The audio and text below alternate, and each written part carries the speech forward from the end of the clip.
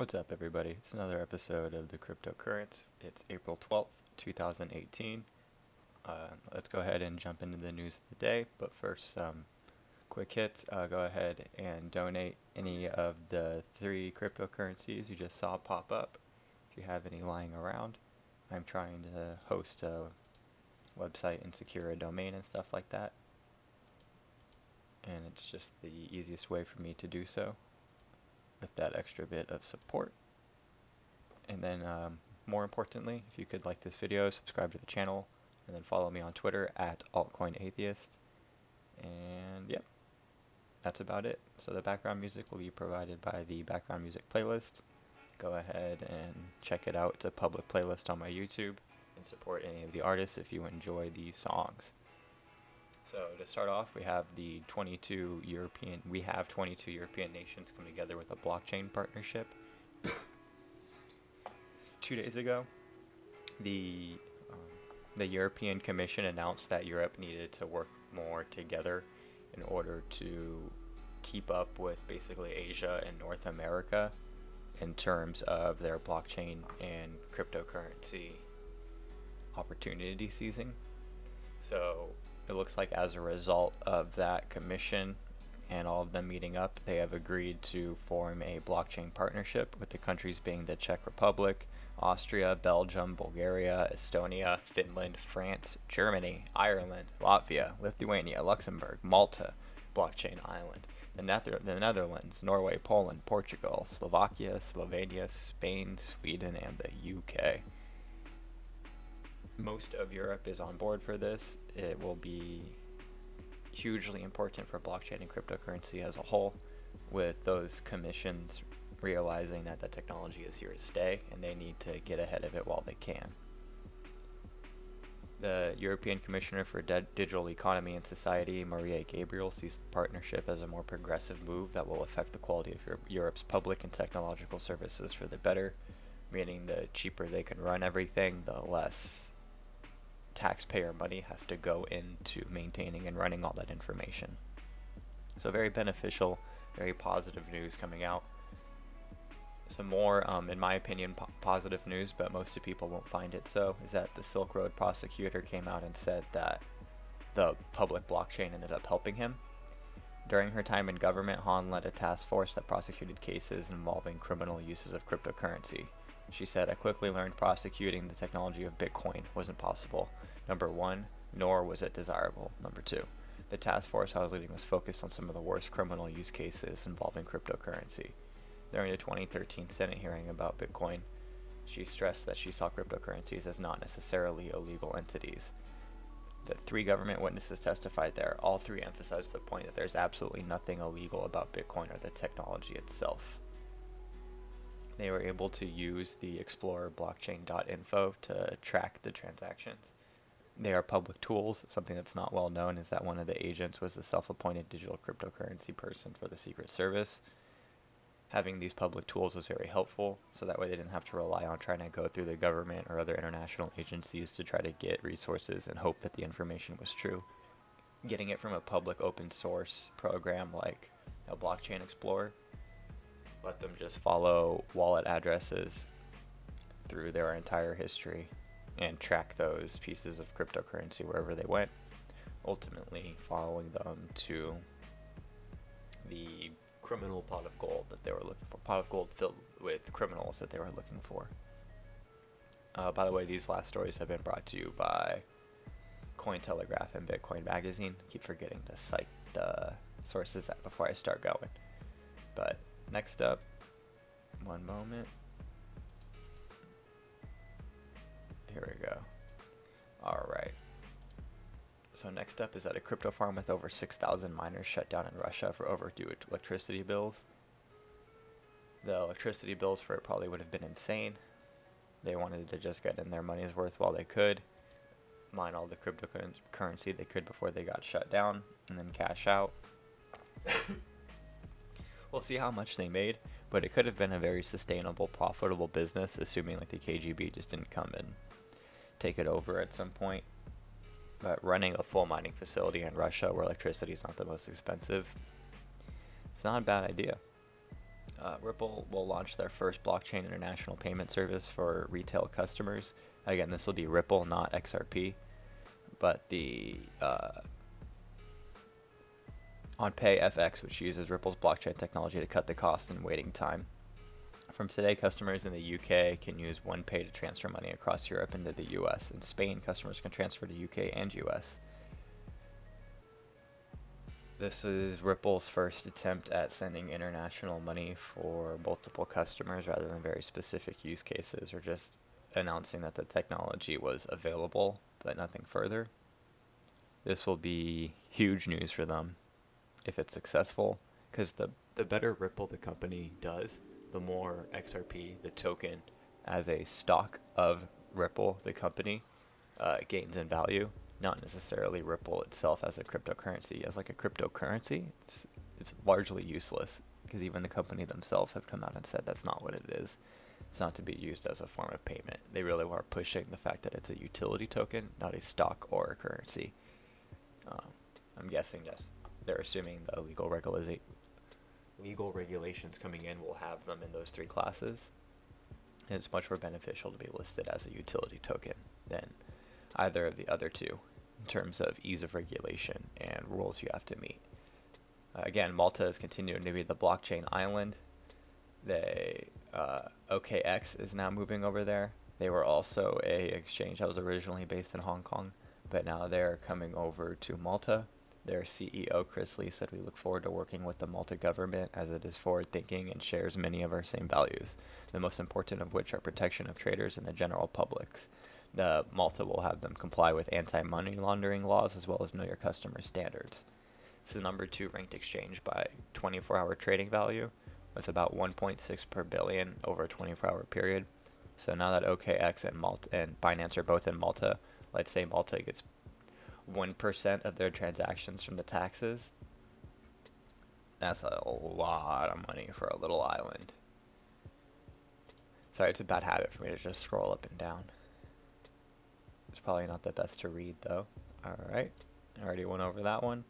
This one is on CoinDesk. Bank of America sees blockchain as a way to replace internal ledgers. Bank of America may be looking into creating a single transaction ledger to replace existing data sharing systems with the blockchain, according to a patent application released Thursday. Embodiments of the invention utilize a private blockchain to store various types of records to be conveyed to the service providers. In this way, the individual or entity may securely store on the blockchain all records relevant to service providers. This will have it be a more secure way of storing all your information and only allowing certain people to access it without it just being a simple username password. You could literally set the access through the blockchain itself and which side chains you allow to connect to it and read it. Bank of America also leads the way in patents on blockchain patents last year, so they're very aware of the potential of the technology of blockchain and are trying to get ahead of it. And just kind of a general principle article, it's the anti-ASIC revolt, how far will crypto's war on miners go. Ethereum's kind of trying to take on miners by going to proof of stake, although that's something they kind of put into place back in 2016, so it's not a recent thing. But ASIC miners have been dominating since 2013, and have just continued to become a bigger and bigger market. Monero has gained a lot of news because now there's 4 hard forks of Monero, or it was a hard fork which then resulted in 4 new Moneros, even though none of them are new Moneros. They're just code and small changes with the name Monero in its name, but it's not the same team or company or even the same exact script that it currently runs. So lots of problems with those being deemed like different kinds of Monero, but neither here nor there.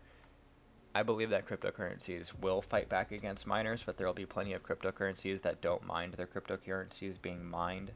Don't mind them being mined. They have no issue with it being mined. And they probably see it as a way to power their blockchain and transaction confirmation power while also creating businesses themselves. I don't find anything inherently wrong with mining other than the long-term environmental cost. So That's like a big picture problem, especially with how quickly it's been expanding. But with more efficient measures, the expansion of solar power, improvements on battery life, and until we ultimately come up with like radioactive batteries and nuclear batteries in order to provide much longer term power with using much less resource. That's really my only problem with it. So if cryptocurrencies want to allow mining, I understand, but for the ideological principles behind Monero, I very much see how they decided to just hard fork their code entirely, and basically make all of those basics obsolete in terms of mining the real Monero. Police abruptly halt Chinese blockchain conference. This is on CoinDesk. China, as you know, isn't the most friendly towards cryptocurrencies and blockchains, and has them outlawed even though they allowed, or cryptocurrencies outlawed even though they allow some blockchain technologies. But the one-day event, dubbed the Global FinTech and Blockchain China Summit, was originally scheduled for April 12th. Yet around midday local time on Thursday, the morning session was halted by police, and all attendees and organizers of the event were removed from the venue. While the official reasons that led to the cancellation have not been released, rumors have emerged online and on social media that investors had reported the event to the police because of an ICO project that they had invested in and allegedly lost large sums of monies with was present.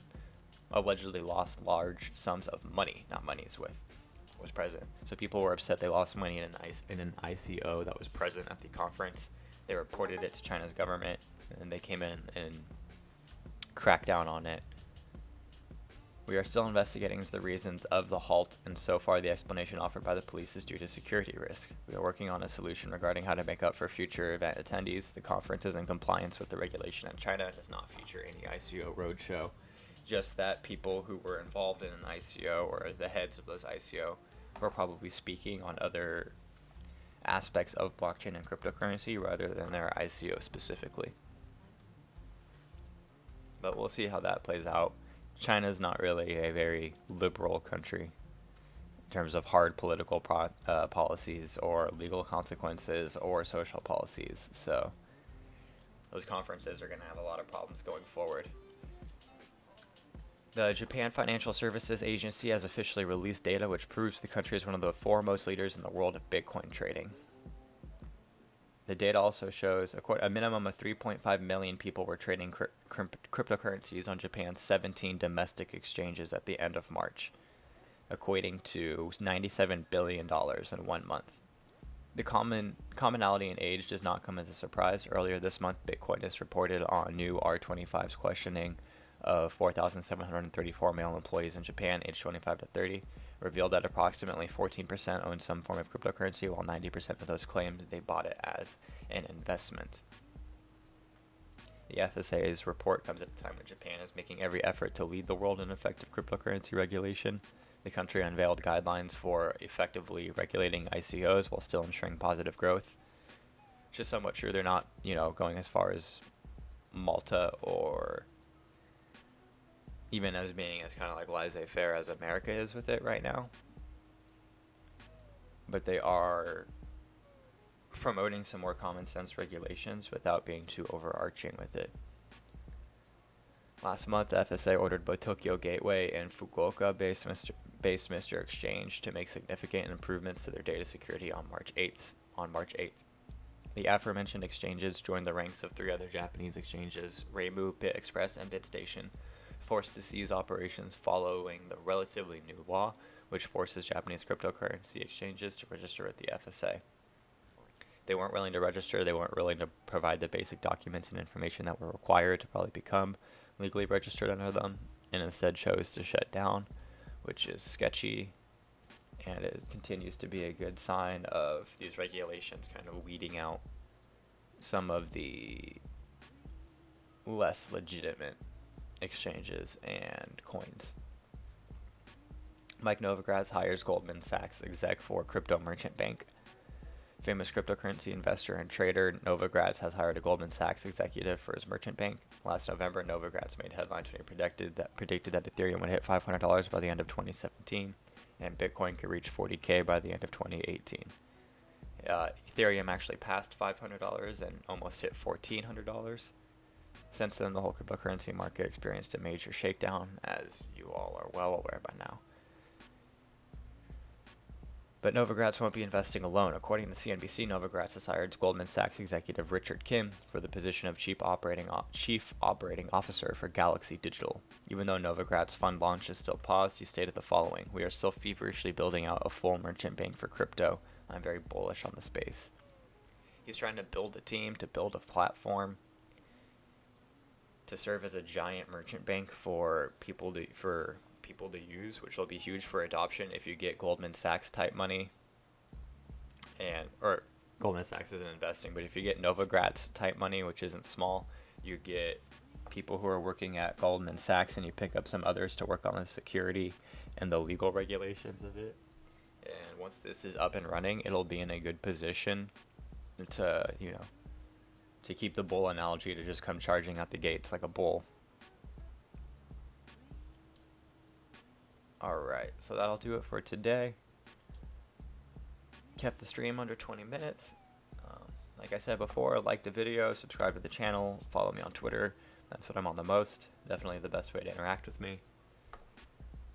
And yeah. Oh, and all of the market in general continued its recovery. It recovered a little bit yesterday, going up about 5 to 6% across the board, and now today it's going up another 10 to 15% across the board, depending on the top currencies. So money's coming back in. A lot of the shit coins and altcoins that kind of died off previously are still very much died off, and the money didn't come back into them as much, or at least at a much slower rate, like only about 2 to 5% total the past 2 days. So money is coming back in the market. Good news has been coming out. Lots of things to be optimistic for going forward. So keep hodling, people. Later.